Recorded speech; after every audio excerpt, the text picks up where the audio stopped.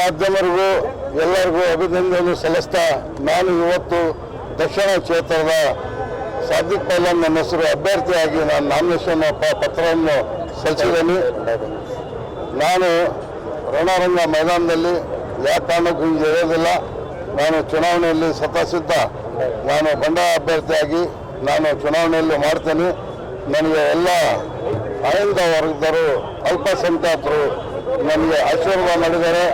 ಖಂಡಿತವಾಗೂ ನನ್ನ ಗೆಲುವು ಖಚಿತ ಅಂತೇಳಿ ನಾನು ನಿಮ್ಮ ಮೂಲಕ ಹೇಳಕ್ಕೆ ಇಷ್ಟಪಡ್ತೇನೆ. ನೋಡಿದರೆ ನಾವು ಪ್ರಧಾನಿ ಮಠವನ್ನು ಹೋಗಿಲ್ಲ, ಅಟೆ BJP ಪ್ರಧಾನಿ ಮಠವನ್ನು ಹೋಗಿಲ್ಲ.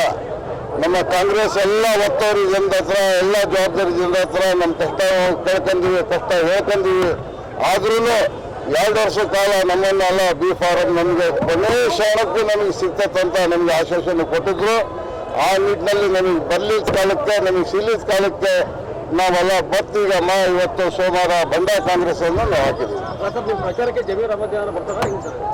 ಸರ್, ಅವರು ಕಾಂಗ್ರೆಸ್ನವರು, ನಾವು ಬಂಡಾಯ, ನಾವೇ ಪ್ರಚಾರ ಮಾಡ್ಕೊಂತೀವಿ. ಸರ್, ನಮ್ಮ ಅಲ್ಪಸಂಖ್ಯಾತರು ಅವರು ಆಮೇಲೆ ಆಯಿಂದ ಹಿಂದುಳಿದ ಜನ ಎಲ್ಲ ಅವರೇ ಪ್ರಚಾರ ಮಾಡಿ ನನಗೆ ಗೆಲ್ಲಿಸಿ ವಿಧಾನಸಭೆಗೆ ಕಳಿಸ್ತಾರೆ ಅಂತೇಳಿ ನನಗೆ ವಿಶ್ವಾಸ ಇದೆ.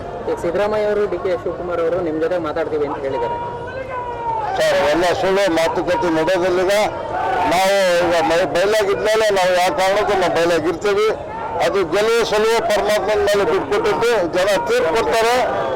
ಬರೋ ದಿನಗಳಲ್ಲಿ 9ನೇ ತಾರೀಕಿಗೆ ಚುನಾವಣೆ ಆದ ನಂತರ ಆಮೇಲೆ ಎಣಿಕೆ ಟೈಮ್ನಾಗ ತಮಗೆ ಅರ್ಥ ಆಗ್ತದೆ ಸಾದಿಕ್ ಪೈಲನ್ರು ಏನು ಹೇಳಿದ್ರು ಅಂತೇಳಿ. ಆ ಸಂದರ್ಭದಲ್ಲಿ ಮತ್ತೆ ನೀವು ನಮ್ಮನ್ನ ಕೇಳ್ತೀವಿ. ಖಂಡಿತವಾಗಿ ನಮ್ಮ ಗೆಲುವು ಖಚಿತ ಅಂತ ನಿಮ್ಮ ಮೂಲಕ ಹೇಳಕ್ ಇಷ್ಟಪಡ್ತೀನಿ.